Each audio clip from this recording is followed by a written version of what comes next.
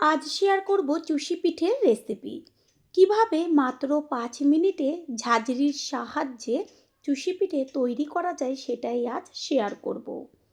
হাতে কাটার ঝামেলার জন্য অনেকেই চুষি পিঠে তৈরি করতে চান না। আমার আজকের রেসিপিটি দেখলে বাচ্চা থেকে বড় সকলেই একদম অল্প সময়ে দারুণ চুষি তৈরি করে ফেলবে অনেক অনেক। নমস্কার বন্ধুরা, শ্বশুর বৌমার রান্নাঘর অ্যান্ড ব্লগ চ্যানেলে সকলকে স্বাগত। তাহলে কি করে চুষি একদম অল্প সময়ে তৈরি করে ফেলবো সেটাই দেখে নেওয়া যাক। সবার প্রথমে এইখানে আমি নিয়েছি একটা মাঝারি সাইজের বাটির 1 বাটি পরিমাণ চালের গুঁড়ো।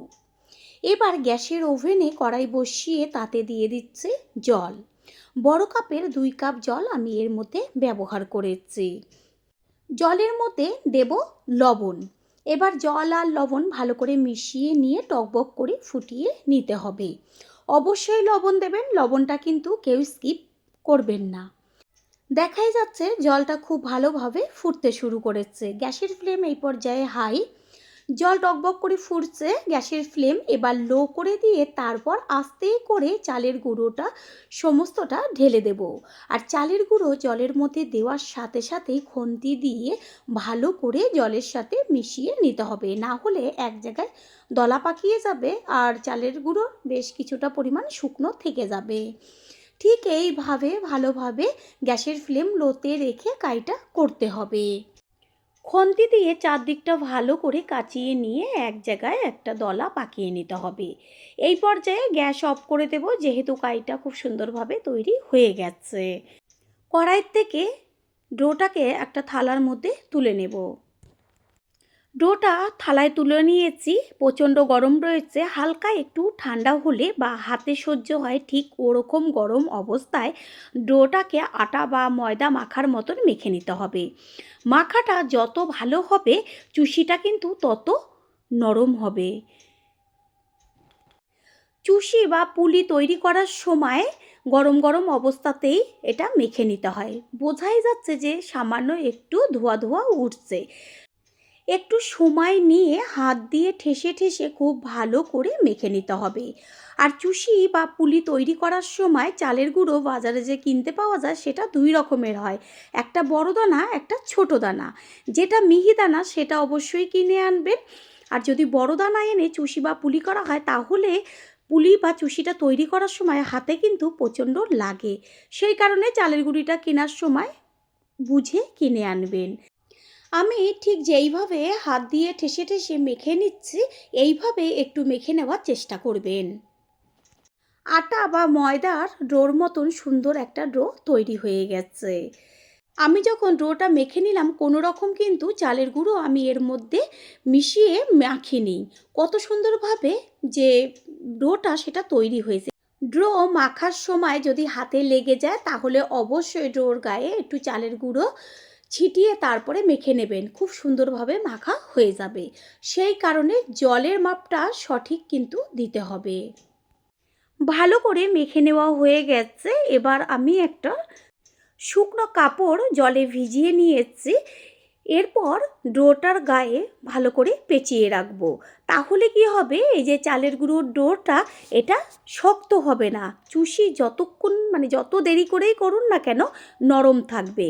ঠিক এইভাবে কাপড় দিয়ে সুন্দরভাবে পেঁচিয়ে রাখতে হবে। এবার অল্প একটু আমি এর থেকে ডো হাতের মধ্যে নেব। অল্প অল্প করে ঠিক এইভাবে কিছুটা ডো নিয়ে তারপর আবারও কাপড় দিয়ে পেঁচিয়ে রেখে সেই ডোটাকে দিয়ে এবার চুষি তৈরি করব। এখানে একটা ফুটো ঝাঁঝরি নিয়েছি আর তার ওপরে কি যে ডোটুকু নিয়েছি সেটুকু দিয়ে ভালো করে হাতে দেখা যাচ্ছে যে কতটা প্রেশার আমার পড়ছে, কতটা প্রেশার দিয়ে আমার চুষিটা কাটতে হচ্ছে। ঠিক এইভাবে ঝাঁঝরির ওপরে দিকটা রেখে ডোটাকে আমি ঘষে দিচ্ছি। দেখা যাচ্ছে যে কোনো রকমভাবে চুষির যে ডিজাইনটা হয় বা চুষি সেরকম কিছু বেরোচ্ছে না, একদম সরু সরু সিমইয়ের থেকেও সরু, ঠিক সেরকম হচ্ছে। এতে কি চুষি হচ্ছে? কোনোভাবেই চুষি তৈরি হবে না। আমি একদম 5 মিনিটে খুব সহজ পদ্ধতিতে চুষি তৈরি করে দেখাবো। কিছুটা পরিমাণ ডো নিয়ে তারপর চালের গুঁড়ো ওপরে ছড়িয়ে এবার আস্তে করে লম্বা লম্বা রোলের মতন করে নেব।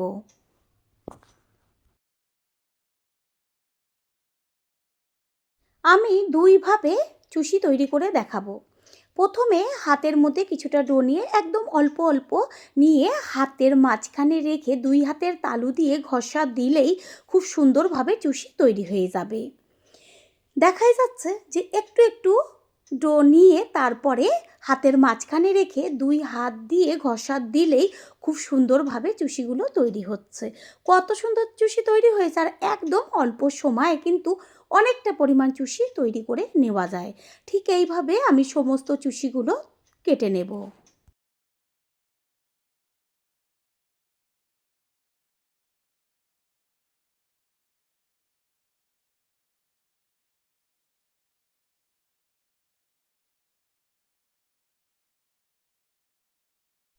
হাতের মধ্যে করে নিয়ে কেটে নেওয়া হয়ে গেল। এবার আর একটা পদ্ধতি দেখাচ্ছি।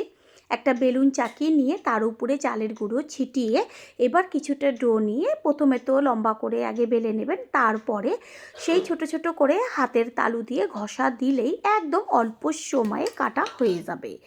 দুটো পদ্ধতি দেখালাম, আপনাদের যেটা পছন্দ বা যেটা সুবিধা বলে মনে হবে ঠিক সেটাই পদ্ধতি অবলম্বন করবেন, উপকৃত হবেন। এইভাবে সমস্ত চুষিগুলো কেটে নিয়ে ফিরে আসছি। সব চুষিগুলো কেটে নেওয়া হয়ে গেছে, আর কতগুলো চুষি হয়েছে একদম অল্প সময়ে। একটা ফুটো ঝাঁঝরি নিয়েছি আর তার মধ্যে সমস্ত চুষিগুলোকে দিয়ে এবার ঝেড়ে নেব। যেহেতু চালের গুঁড়ো দিয়ে চুষিগুলো কাটা হয় সেই কারণে চালের গুঁড়োগুলো বেরিয়ে যাবে, অবশ্যই চেলে নেবেন। আর একদম অল্প অল্প চালের গুঁড়ো আমি ব্যবহার করেছি, সেই কারণে বেশি কিন্তু বেরোয়নি।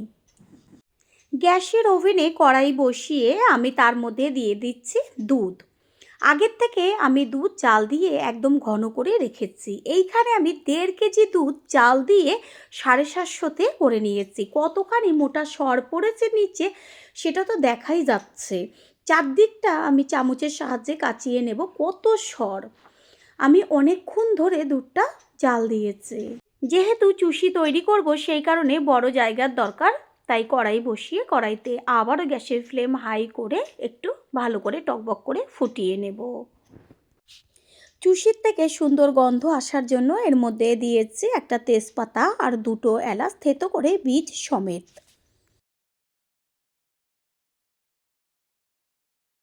এইখানে আমি নিয়েছি খেজুরি গুড়। দুধ কড়াইতে দেওয়ার পরে আরও 4 থেকে 5 মিনিট জাল দিয়ে নিয়েছি। চারদিকে কত সুন্দর সর পড়েছে। এবার গ্যাসের ফ্লেম লো করে দিয়ে তারপর গুড়টা দেব। গুড় অনেক সময় খারাপ হওয়ার কারণে দুধ কেটে যায়, সেই কারণে গ্যাসের ফ্লেম লো বা অফ করে দুধের সাথে গুড়টাকে দিতে হবে, তাহলে আর দুধ কাটবে না। দুধের সাথে গুড়টাকে আস্তে আস্তে মিশিয়ে নিতে হবে।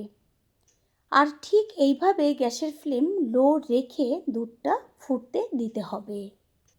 পুরনো বন্ধুদের সবসময় আমাদের পাশে এইভাবে ভালোবেসে সাপোর্ট করার জন্য অনেক অনেক ভালোবাসা। গুড় দিয়ে আরও একটু ফুটিয়ে নেব দুধ। ভালো করে ফুটে গেলে পরে এর মধ্যে দিয়ে দেব যে চুষিগুলো তৈরি করে রেখেছিলাম সেই চুষি। আস্তে আস্তে চুষিগুলো দুধের মধ্যে ছেড়ে দিতে হবে। আগে গুড়ের সাথে দুধটা জাল দিয়ে নিলে পরে কি হবে, একটা চুষিও দুধের মধ্যে ফুটিয়ে নিলে গলবে না, সমস্ত চুষিগুলো গোটা গোটা থাকবে। সেই কারণে অবশ্যই আগে গুড় দিয়ে দুধটা জাল দিয়ে নেবেন। চুষিটা দেওয়ার পরে গ্যাসের ফ্লেম হাই করে খুব ভালো করে দুধটা ফুটিয়ে নেব।